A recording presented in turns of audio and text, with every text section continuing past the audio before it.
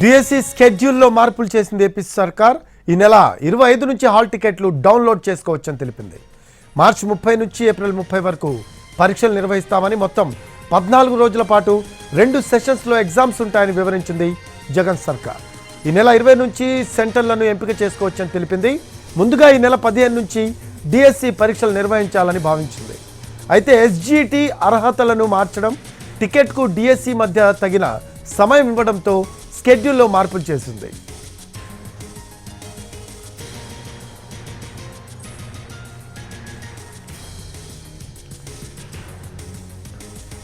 DSC స్కెడ్యూల్లో మార్పులు చేసింది AP సర్కార్. ఈ నెల 25 నుంచి హాల్ టికెట్లు డౌన్లోడ్ చేసుకోవచ్చని తెలిపింది. మార్చి 30 నుంచి ఏప్రిల్ 30 వరకు పరీక్షలు నిర్వహిస్తామని, మొత్తం 14 రోజుల పాటు 2 సెషన్స్లో ఎగ్జామ్స్ ఉంటాయని వివరించింది జగన్ సర్కార్. ఈ నెల 20 నుంచి సెంటర్లను ఎంపిక చేసుకోవచ్చని తెలిపింది. ముందుగా ఈ నెల 15 నుంచి డిఎస్సి పరీక్షలు నిర్వహించాలని భావించింది. అయితే ఎస్జిటి అర్హతలను మార్చడం, టెట్కు డిఎస్సి మధ్య తగిన సమయం ఇవ్వడంతో స్కెడ్యూల్లో మార్పులు చేసింది.